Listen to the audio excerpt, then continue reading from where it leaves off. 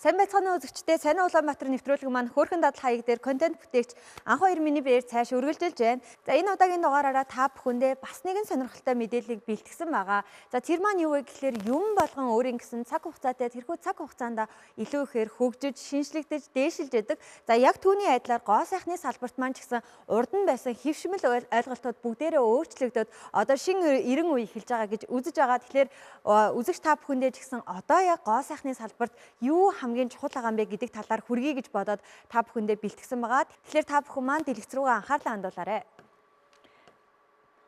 За хамгийн түрүүнд гоо сайхны салбарт урд нь байсан тэрхүү хэвшмэл ойлголтууд хасагдаад шинэ зүйл орж ирсэн байгаа. За тэр маань юу вэ гэхээр нөгөө 10 step skincare routine буюу 10 алхамд арьс арчилгаа гэдэг маань өөрөө хоцрогдоод шинэ зүйлсүүд бол гарч ирсэн байгаа.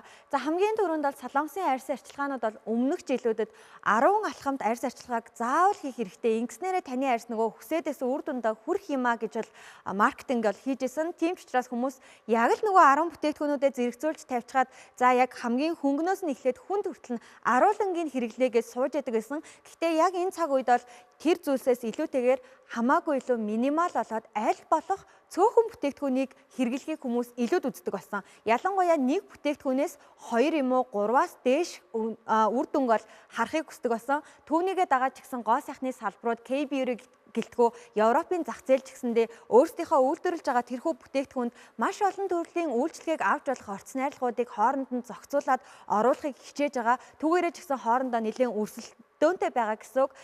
За тийм учраас үзэгч та бүхэн маань ч гэсэн гоо сайхны бүтээгдэхүүнээ авахдаа, сонгохдоо нэлээд олон бүтээгдэхүүн за би серум авсан юм чинь үүний дараа заавал би ампул төрхөх ёстой. Ампулны араас би заавал тос төрхөх ёстой гэж бодолтгүйгээр яг тэрхүү бүтээгдэхүүн надад яг ямар үйлчлэгийг үзүүлж чадах юм бэ? Энэхүү бүтээгдэхүүний үндсэн орц найрлага нь таны арьсанд чийг өгөх зорилготой ч гэсэндээ цаанаа яг тайвшруулах нөгөө нэг батг гарсан үед хэрэглэх ёстой орц найрлагууд давхар орсон байна уу гэдгийг шалгаад үзэх нь нэг зүйтэй. Тэгэх юм бол энэ маань дагаад таны санхуд ч гэсэн нэлээд хэмнэлттэй гэсэн үг. Ерөнхийдөө ампул болон серумыг нэг рутинд хэрвээ арьстай дааж чадах юм бол skin barrier буюу таны арьсны хоригтой сайн байж чадах юм бол 2-оос 3-ыг бол нэг зэрэгтэй хэрэглэж болно гэж хэлдэг байсан бол одоо энэ цаг үед гоо сайхны зах зээл ч гэсэн нэлээд томроод брэндүүд хоорондоо өрсөлдөөнтэй болохын хэрээр таны арьсанд энэ 3 зүйлсүүдийг өгч чадна гэж амлалт өгж байгаа маш олон бүтээгдэхүүнүүд гарч иж байгаа гэсэн үг. Тэгэхээр та бүхэн маань ч гэсэн судалгаагаа сайтар хийгээд яг өөрсдийнхөө арьсанд тохирсон тэрхүү бүтээгдэхүүнүүдийг нэг бүтээгдэхүүнээр орлуулж болох юм байна гэдгийг дахиад нэг санаад үзээрэй гэж зөвлөе. За жишээ нь энд харагдаж байгаа хоёр зургийг харах юм бол нүрлүгээ цацдаг те нөгөө бид бүхэн чинь мистийг сэрүүцүүлэх, чийгшүүлэх зорилгоор хэрэгжилж өгдөг боловч энэхүү мистэн дотроо дахиад серумны үргийг гүйцэтгэдэг болсон гэсэн үг. Энд жишээ нь тонер байлаа гэж бодоход энэхүү тонер нь эссенсний үрийг ч гэсэн хамтд нь биелүүлж өгөх боломжтой гэд ерөнхийдөө брэндүүд ингэж бүтээгдэхүүнээ үйлдвэрлэж эхэлж байгаа нь яг энэ цаг үед бол нэлээд одоо өмнөх зүйлсүүдэд халаад шинээр гарч ирсэн зүйл гэж үзэгдэж байгаа.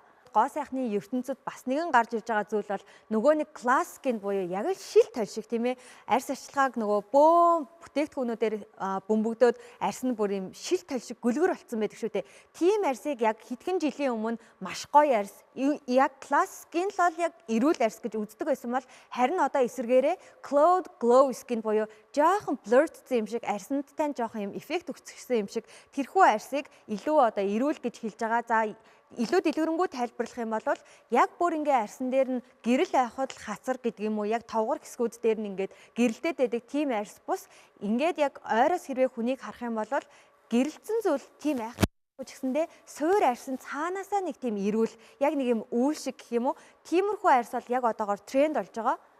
За энэхүү тренд үүсэх болсон шалтгаан нь юу вэ гэхээр яг нөгөө нэлээд классикийн буюу юм шил толшиг арьс будалт хийсний дараа бол жоохон хөлөрцсөн юм шиг дасгал хийсний дараа одоо мэдээж бид бүхний хөлс гарахад ямар болдог вүлээ яг тэрэн шиг жоохон болох харагддаг байсан. За эсэргээрээ cloud glow skinтэй байх юм бол суур арьс нь өөрөө тийм булцахаар эрүүл байх юм бол будалт хийсэн ч гэсэндээ ямар гоё нүур будалт хийгээвэ гэж хүмүүс харахаасаа илүүтэйгээр суур арьс нь яасан гоё юм бэ гэж харагддаг шалтгааны үндсэн дээр энэхүү классикинээс илүү cloud glow skin гэдэг зүйл маань илүү дээр юма гэдэг тренд гараад ирсэн байна. За үүний дараагаар маш олон орц найрлагууд бол арьс арчилгааны ертөнцид гарч ирдэг, хоорондоо маш өрсөлдөөнтэй байдаг. Яг салбараа буюу даагаад бид бүхэн яг чигшүүлэх төрлийнх хийнэ. Эсвэл бид бүхэн яг батганы эсрэгч гэдэг юм уу, өрөвслийн эсрэгч гэдэг юм уу, ингээд явцдаг гэсэн бол одоо тэр дундаа яг ноён оргилд нь явж байгаа хоёр төрлийн орц найрлагууд бол гарч ирсэн. За түүний жишээнүүд бол энд харагдаж байна. За хамгийн эхлээд бол PDRN хэмээх орц найрлага бол сүүлийн үед маш их тренд болоод байгаа, маш халуун сэдв болж гарч ирж байгаа. За энэ PDRN маань өөрөө яг юу вэ гэхээр салмон загсны ДНХ байгаа.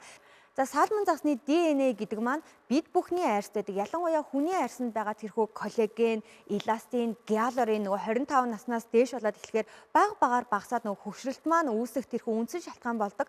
Тэрхүү эстэй хамгийн ойр байдаг амтан учраас тэрхүү салмон загсны ДНХ-с энэхүү PDRN хэмээх орц найрлагыг гаргаж авдаг. За гоо сайхны бүтээгдэхүүнийг үйлдвэрлэж байгаа тэрхүү брэндүүд аль эсвэл гоо сайхны эмнэлгүүд хийгдэж байгаа тэрхүү тарианд энэхүү PDRN хэмээх орц найрлага орсон байх юм бол хэрэглэгч нараас маш өндөр сэтгэгдэл авахаас гадна энэхүү орц найрлага маань өөрөө түрүүн хэлсэнчлэн хүний арьсанд хийгдсэний дараагаар дүрхэгдсэний дараагаар маш богино хугацаанд үр дүнгээ мэдгэдэггүй зүгдэг орц найрлага учраас энэ олон орц найрлагууд дундаас тодорч гарч ирж байгаа энэ шалтгаан нь тэр байгаа юм. За үүний дараагаар эксом хэмээх орц найрлага байгаа. За эксом хэмээх орц найрлагын үндсэн үүрэг нь яг юу вэ гэхээр бид бүхний арьсанд эксом хэмээх эсүүд хоорондоо мэдээлэл дамжуулдаг тийм жижиг хэсэг байдаг. За тэрхүү хэсгийг одоо бүтээгдэхүүн буюу орц найрлагаар нөхөж өгж байгаа гэсэн үг. Хэрвээ тэрхүү хэсэг нь мэдээлэл дамжуулах нь багасаад ирэх юм бол мэдээж нөгөө бид бүхний арьс сулрах, унжих, цаашлаад нөгөө асуудлууд маань гарч ирдэг гэсэн үг. Тэгэхээр яг нөгөө арьсын маань эрүүл байлгаж чадж байгаа, чанга ойлгож чадж байгаа, ямар нэгэн асуудалгүй байлгаж чадж байгаа тэрхүү дамжуулах хэсэг маань сааталтай болсон тохиолдолд сааталтай болсон гэж үзэж байгаа хэрвээ тохиолдолд энэхүү эксом хэмээх орц найрлагыг арьс арчилгааныхаа бүтээгдэхүүнээр дамжуулаад нэмэлт маягаар хэрэглэх юм бол нэлээд үр дүнтэй хэмээн үзэж байгаа учраас PDRN-тэй зэрэгцээд нэлээд алдартай бөгөөд хүмүүсийн дунд эрэлттэй байгаа орц найрлагаар тодорхойд байгаа. За тэгэхээр энэ удаагийн дугаараараа би та бүхэндээ өмнөх хэвшмэл ойлголтоос шинэ арьс арчилгааны шинэ зүйлсүүд гарч ирсэн юм а. Тэрхүү зүйлсүүд маань яг юу вэ гэдгийг дэлгэрэнгүй тайлбарлаж өглөө. Тэгэхээр та бүхэн маань ч гэсэн шинэ үетэйгээ хөл нийлүүлэн алхаад яг л өмнөх шигэ рутиныг хийдэг биш, яг л өмнөх шигэ бүтээгдэхүүнийг ашиглана гэхээсээ илүүтэйгээр өөр шинэ зүйлсүүдийг трендэд дагаад туршаад үзээрэй гэж та бүхэндээ зөвлөх нь байна. Сайн Улаанбаатар нэвтрүүлэг маань үргэлжилж байна. Нэвтрүүлэгтэйгээ хамт байгаарай. Баярлалаа баяртай.